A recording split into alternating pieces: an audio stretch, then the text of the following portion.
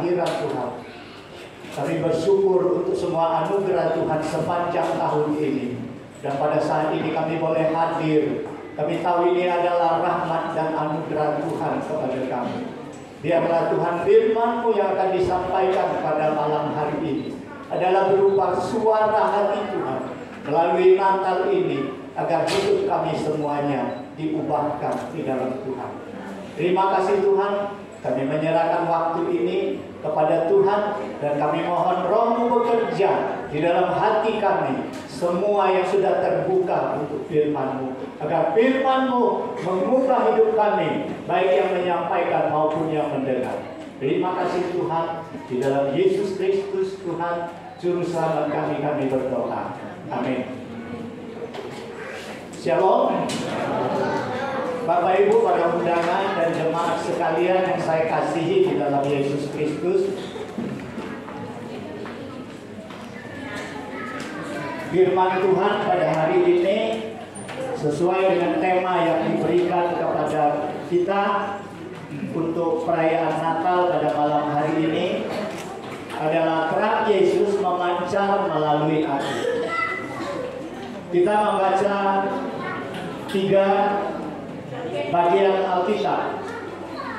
Yang pertama Matius pasal 5, di sini ditera ayat 6, tetapi karena dari ayat 13 sampai 16 itu adalah satu perikop, mari kita baca Matius pasal 5 dari ayat ke-13 sampai ayat ke-16.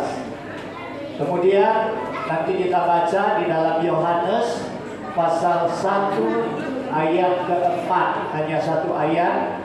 Kemudian kita buka lagi di Yesaya, kitab Yesaya pasal 60 ayat 1 saja. Kita mulai dulu dari Matius. Matius pasal 5 ayat ke-13 hingga ayat ke-16. Karena ayatnya tidak banyak, kita baca bersama-sama. Kita mulai. Kamu adalah garam dunia. Jika garam itu menjadi awal, dengan apakah ia diasinkan? Tidak ada lagi gunanya selain dibuang dan diinjak orang. Kamu adalah terang dunia.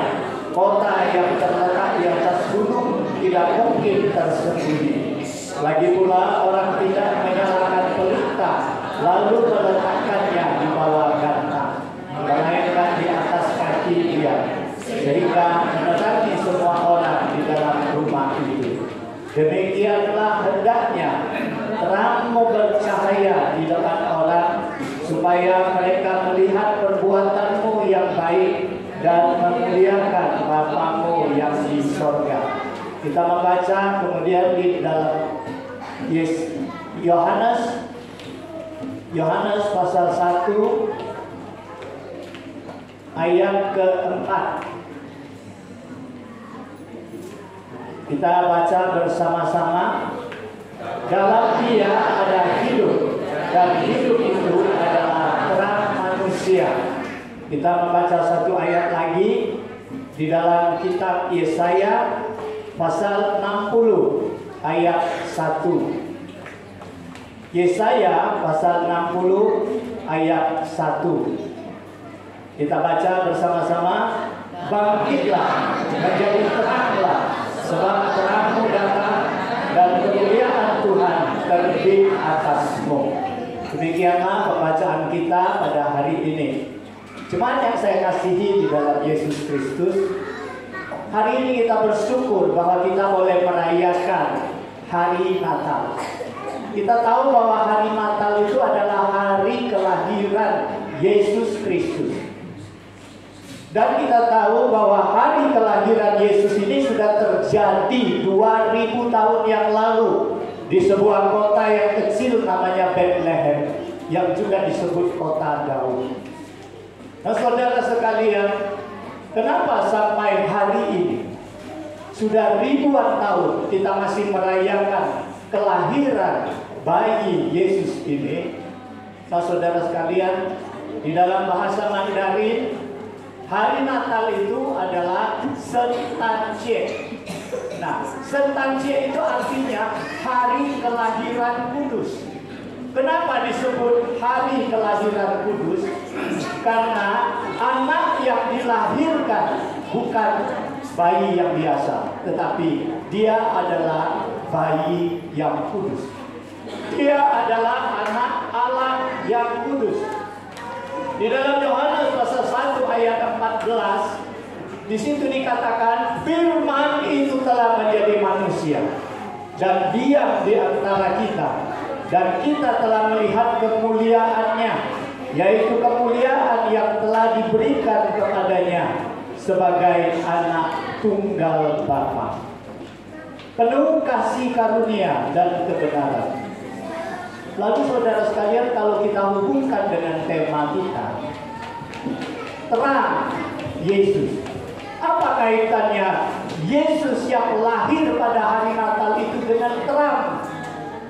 Nah, saudara sekalian, di dalam Yohanes yang pasal 1 ayat ke-4 tadi kita katakan bahwa Yesus adalah firman Allah yang turun menjadi manusia.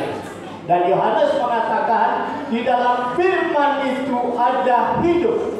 Di dalam Yesus ada hidup, dan hidup itu adalah terang manusia. Saudara sekalian, ratusan tahun sebelum Yesus lahir, seorang nabi yang namanya Yesaya telah menubuatkan hal tersebut. Di dalam Yesaya pasal 9 ayat 1, di situ Yesaya menubuatkan bangsa yang berjalan di dalam kegelapan telah melihat terang yang besar, yang diam di negeri kekelaman, atasnya terang telah bersinar. Nah, saudara sekalian, kita tahu ketika Yesus menginjili di bumi ini, Yesus mengatakan kepada orang banyak, selama aku di dunia, aku adalah terang dunia. Itu tertulis di dalam Yohanes pasal 5 ayat pasal 9 ayat ke-5. Nah, saudara sekalian, jadi kalau kita merayakan hari Natal, kita tahu bahwa kita merayakan kelahiran Yesus Kristus, dan Yesus Kristus adalah anak Allah yang tunggal. Dia adalah Allah yang kudus, dan di dalam Dia ada hidup, dan hidup itu adalah terang manusia. Terang itu datang ke dunia ini dan memberikan terang di dalam orang yang hidup di dalam kegelapan dan hidup di dalam dunia kekelaman. Saudara sekalian, Yesaya tidak hanya menubuatkan tentang kelahiran Yesus, kedatangan terang itu, tetapi Yohanes juga menubuatkan bahwa Kristus yang lahir itu akan menjadi penebus manusia dan akan menjadi penyelamat manusia. Saudara sekalian mungkin akan mengatakan, gak salah ini. Ayat ini harusnya dipakai di hari Jumat Agung, bukan hari kelahiran Yesus. Tetapi mari kita lihat bagaimana berita Natal ini pertama kali diberitakan. Sesuai enggak dengan nubuat yang diberikan oleh Yesaya pasal 53 ayat 5. Di dalam Yesaya berkata demikian, tetapi dia tertikam karena pemberontakan kita, dia diremukkan karena kejahatan kita, ganjaran yang mendatangkan keselamatan bagi kita itu ditimpahkan kepadanya, dan oleh bilur-bilurnya kita menjadi sembuh. Saudara sekalian, kita lihat ketika malaikat pertama kali memberitakan kelahiran Yesus, dia datang kepada gembala di padang Efrata. Apa yang mereka katakan? Jangan takut, sebab sesungguhnya aku memberitakan kepadamu kesukaan besar untuk seluruh bangsa. Hari ini telah lahir bagimu siapa? Bayi di palungan? Bukan. Ditekankan oleh malaikat di sini, hari ini lahir bagimu juru selamat. Apa juru selamat itu? Orang yang menyelamatkan. Penyelamat itu, siapa penyelamat itu?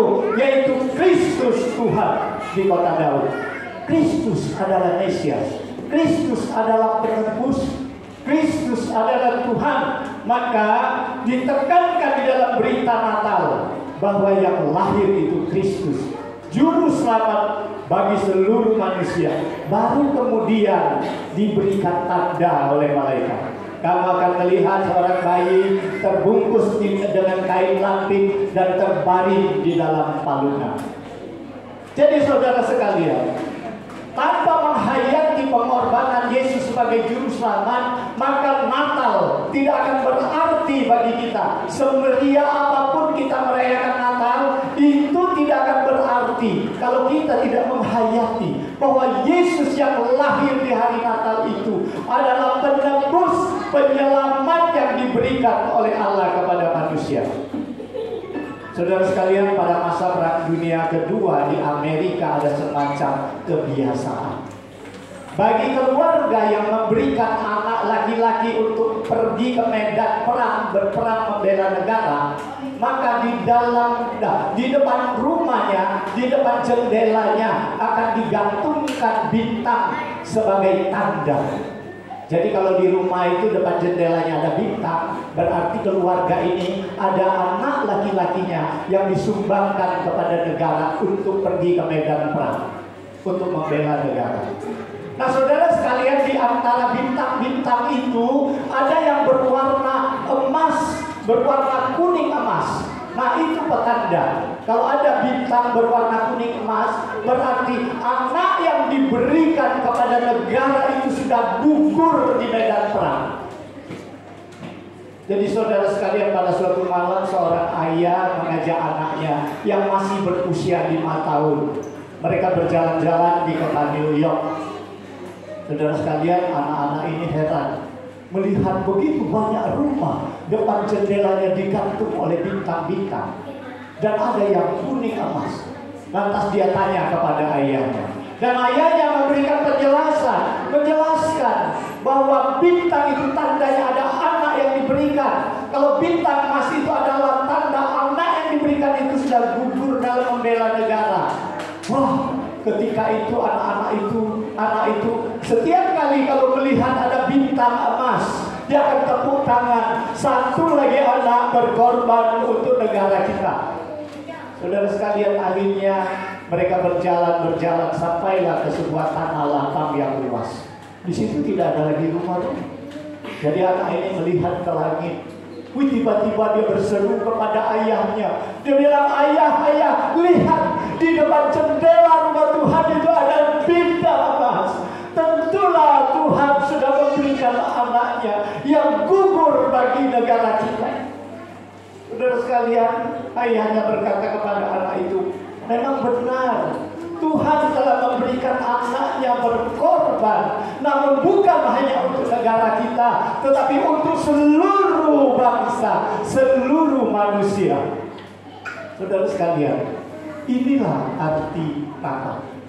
Natal adalah wujud kasih Allah kepada manusia. Natal adalah kasih Allah yang memberikan anaknya. Oleh sebab itu Yohanes pasal 3 ayat 16 mengatakan, karena begitu besar kasih Allah akan dunia ini, sehingga ia telah mengaruniakan anaknya yang tunggal, supaya setiap orang yang percaya kepadanya tidak binasa, melainkan beroleh hidup yang kekal.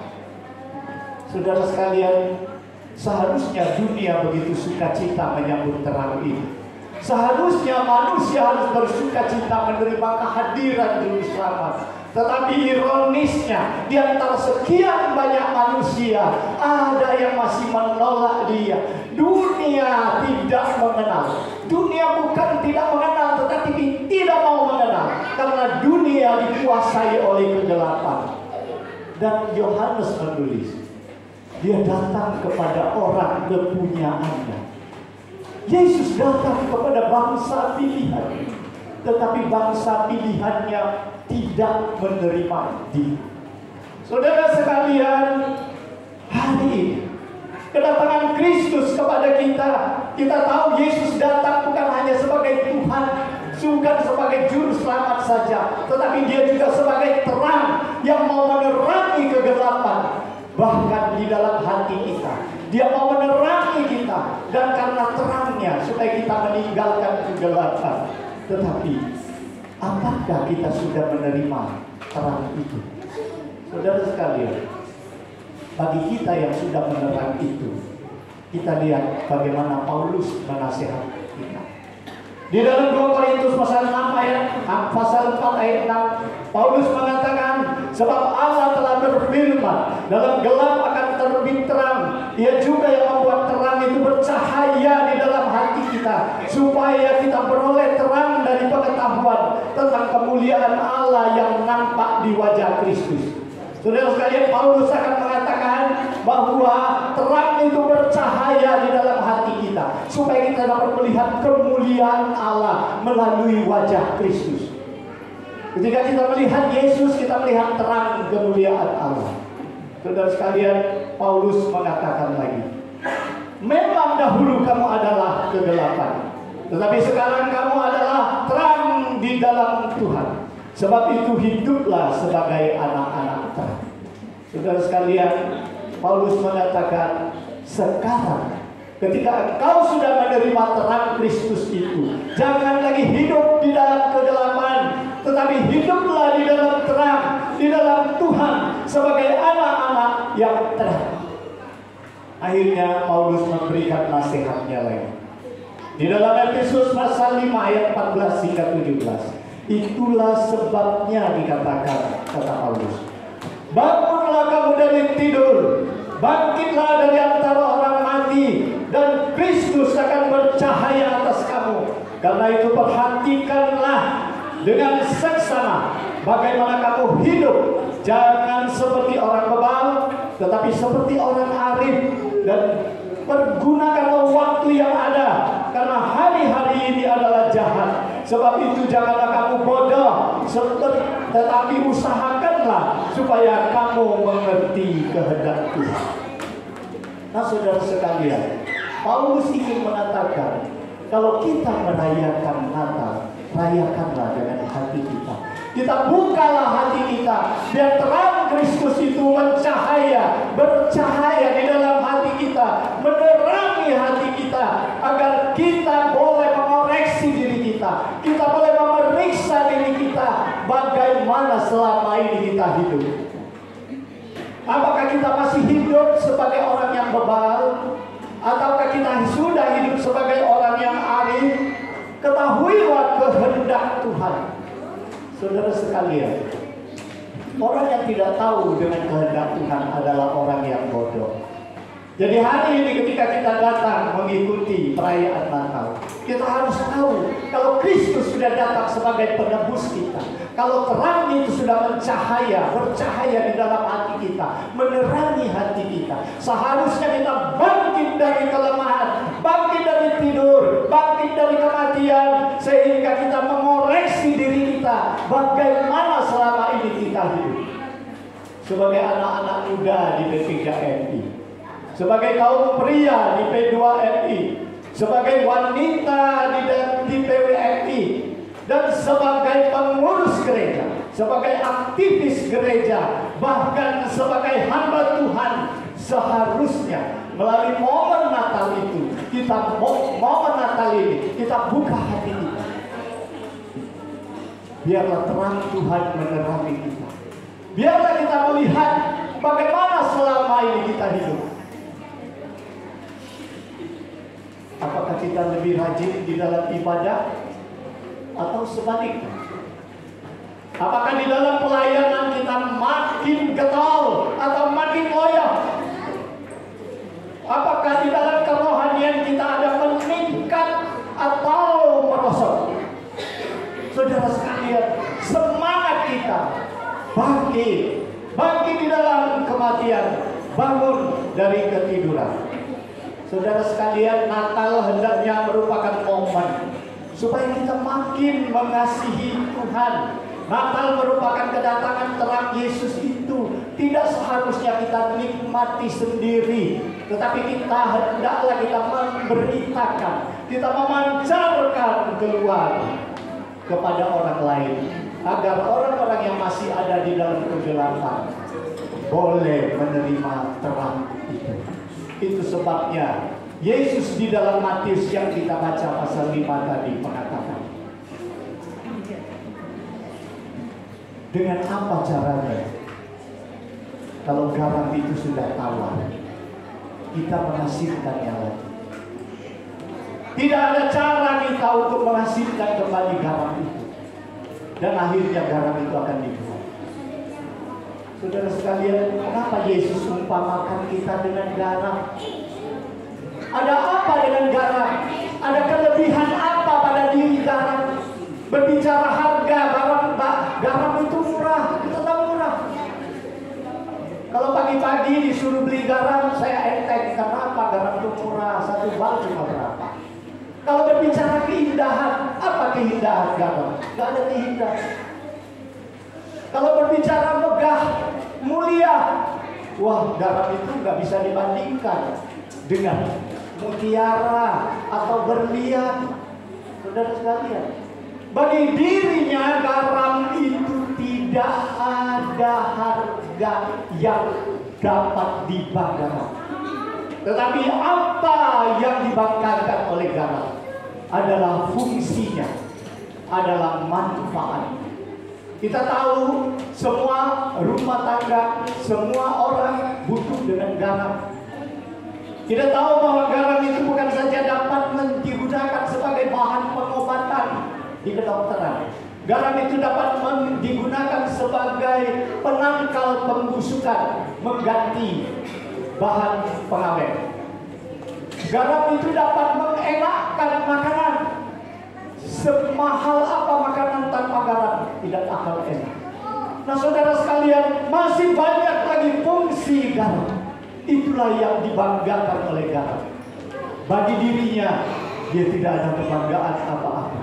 Tetapi bagi orang lain, dia sangat dibutuhkan. Garam itu sangat berdampak. Itulah sebabnya kenapa Yesus menggunakan garam, merupakan lambang, menggambarkan kita sebagai garam. Tuhan mau kita menyadari kalau diri kita di hadapan Tuhan. Pemazmur mengatakan, di mata Tuhan manusia ini tidak lebih daripada debu, tidak lebih daripada rumput di padang, tidak lebih daripada bunga di taman. Saudara sekalian, debu ditiup angin hilang semua. Rumput sebentar hidup, sebentar mati. Bunga sebentar berkembang, sebentar saja layu. Nah, saudara sekalian, Tuhan mau menggambarkan, Tuhan ingin kita bukan membanggakan diri kita, tetapi jadilah dampak bagi orang lain. Yang Tuhan hargai bagi anak-anaknya adalah ketika kita menjadi berkat, ketika kita berdampak kepada orang banyak. Oleh sebab itu Yesus katakan, kalau garam itu sudah tawar, tidak ada gunanya lagi. Namun kenyataannya, saudara sekalian, kita lebih antusias menerima berkat daripada mau menjadi berkat. Kita lebih antusias datang memohon berkat kepada Tuhan daripada kita memberkati orang lain. Nah, kalau demikian, kita tidak ubahnya seperti garam yang sudah hilang fungsinya. Kita tahu ya, Tuhan menekankan fungsi garam itu di mana. Kalau garam sudah tawar, dengan apa kita asinkan itu? Berarti yang Tuhan pentingkan adalah garam itu fungsinya, asinnya itu. Kalau tidak lagi asin, tidak lagi berfungsi, maka dia akan dibuang. Saudara sekalian, kita diangkat Tuhan, kita menjadi pilihan Tuhan. Tuhan mau kita berfungsi, berdampak kepada dunia ini. Kalau kita tidak lagi dampak, sama saja kita garam yang tidak berfungsi, garam yang sudah tawar. Lantas Yesus katakan, kamulah terang dunia. Saudara sekalian, kamulah terang dunia. Saya pikir di dalam Mazmur mengatakan, firman Tuhan itu adalah pelita di kakimu dan terang di jalan. Dan Mazmur juga mengatakan, kalau firman itu tersingkap, maka firman itu akan memberikan terang kepada orang yang bodoh, memberi pengertian kepada orang yang bodoh. Nah, saudara sekalian, kalau firman itu adalah terang, maka maunya Tuhan kita jadi terang. Saudara sekalian, selalu kita bayangkan, kalau firman itu terang, aku cukup beritakan firman Tuhan. Berarti aku sudah memberitakan terang itu. Cukup? Tidak? Kenapa tidak cukup? Coba bayangkan Yesus katakan, kamulah terang dunia. Sebuah kota yang didirikan di atas gunung tidak dapat disembunyikan. Tuhan Yesus mau katakan, kalau kamu terang dunia, kamu seperti kota yang tidak dapat disembunyikan dengan orang lain. Semua orang dapat memandang kamu. Itu sebabnya Paulus mengatakan, semua umat Tuhan, semua pilihan Tuhan sama seperti orang yang main sandiwara di panggung. Menjadi tontonan manusia, menjadi tontonan malaikat, menjadi tontonan dunia. Paulus juga mengatakan, kamu adalah suratan Kristus. Surat Kristus itu dibaca oleh orang, dibaca oleh malaikat. Saudara sekalian, Paulus juga mengatakan, kamu adalah bau harum dari Kristus. Bau harum itu di mana kita pergi akan memancar kepada sekitar kita. Jadi saudara sekalian, artinya ketika Tuhan katakan kamulah terang dunia, berarti firman Tuhan itu harus kita hidupkan di dalam diri kita, harus kita wujudkan di dalam perbuatan dan kesaksian hidup kita. Oleh sebab itu Yesus katakan, hendaklah terangmu bercahaya sehingga orang lain melihat perbuatan baikmu. Saudara sekalian, apa yang dilihat orang? Pakaianmu, cincinmu, kalungmu, gelangmu, atau apa yang ada pada dirimu? Bukan. Tuhan akan melihat apa kesaksian hidup. Nah saudara sekalian, itu sebabnya Yesus katakan, hendaklah kamu menjadi garam yang berfungsi, menjadi terang yang ditaruh di atas kaki dia, yang menerangi seluruh rumah itu. Saudara sekalian, Abdul Karim Jabbar adalah seorang pemain bola basket legendaris berkebangsaan Amerika. Saudara sekalian, Abdul Karim Jabbar ini hebat. Dia seorang pemain bola basket NBA. Selama karirnya 4 kali dia merebut kejuaraan bagi klubnya, dan dia mendapat juara, mendapat hadiah cincin emas yang disemat dengan permata berlian. Dia ada 4 buah cincin emas kejuaraan. Kemudian sepanjang karir hidupnya di bola basket, dia menjadi 3 kali pemain terbaik dan mendapat trofi yang besar dan berharga yang disemat dengan emas. Nah saudara sekalian, namanya manusia, dia bisa tua, dia bisa pensiun. Pada saat dia mau pensiun, Abdul Karim ini mengumpulkan para wartawan dan media, dan dia umumkan kepada mereka bahwa dia akan melelang semua tanda jasanya, termasuklah pialanya, termasuklah cincin kejuaraannya. Dia akan lelang, dan hasil dari pelelangan itu dia akan berikan kepada anak-anak kulit hitam yang tidak mempunyai kemampuan untuk menikmati sekolah. Saudara sekalian, setelah dia memutuskan dan mengumumkan demikian, seorang wartawan bertanya kepadanya, "Hai Karim, apakah engkau tidak sayang? Apa yang kau banggakan itu kau lelang. Biasanya pemain-pemain ini, pemain-pemain olahragawan, ketika dia paling pensiun, justru dia mengoleksi semua tanda penghargaannya, piala kejuaraannya. Dia masukkan dalam satu lemari, satu ruangan. Dia menjadi suatu kebanggaan bagi dia, menjadi kenang-kenangan yang manis bagi dia. Tapi kau lelang semuanya. Abdul Karim ini menjawab, saya tidak suka kebanggaan saya kunci di dalam lemari. Saya lebih suka kalau kebanggaan, benda-benda kebanggaan saya ini saya berikan untuk mengubah hidup manusia. Saudara sekalian, bukankah Yesus sebagai kebanggaan itu? Bukankah kasihnya, kuasanya, keselamatannya yang sudah diberikan kepada kita merupakan kebanggaan kita? Janganlah kita kunci kebanggaan itu hanya di rumah kita, hanya di dalam hati kita, tetapi biarkan kita bagikan itu untuk mengubah manusia yang membutuhkannya.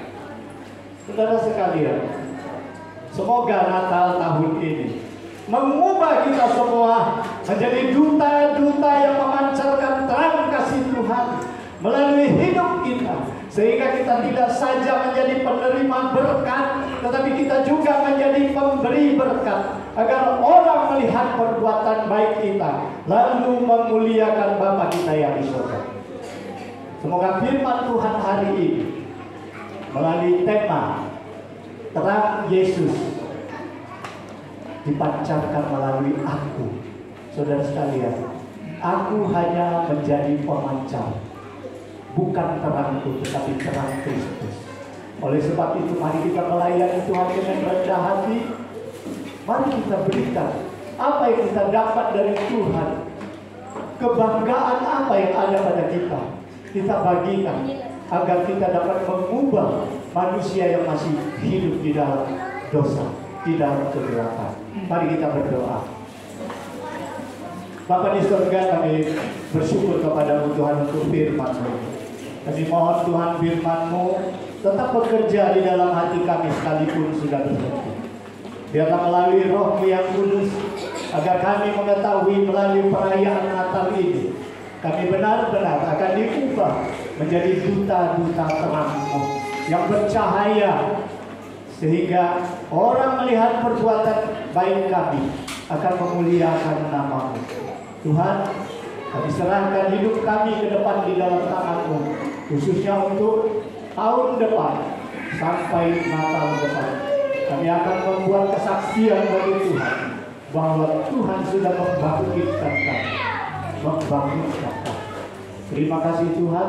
Di dalam Yesus Kristus kami juga mendoakan semua pelayanan di gereja, semua orang-orang yang butuhkan pertolongan Tuhan, baik yang sakit, baik yang lemah, baik yang bersuka cita, biarlah Tuhan senantiasa menyertai, Tuhan senantiasa memberkati semua acara yang akan diadakan untuk momen Natal maupun Tahun Baru. Kami mohon Tuhan Engkau sertai, supaya semua acara membawa berkat bagi kami semuanya. Berikan kami cuaca yang baik Tuhan, berikan kami tubuh yang sehat Tuhan, sehingga kami antusias untuk mengikuti semua acara ini. Terima kasih Tuhan. Di dalam Yesus Kristus kami berdoa. Amin.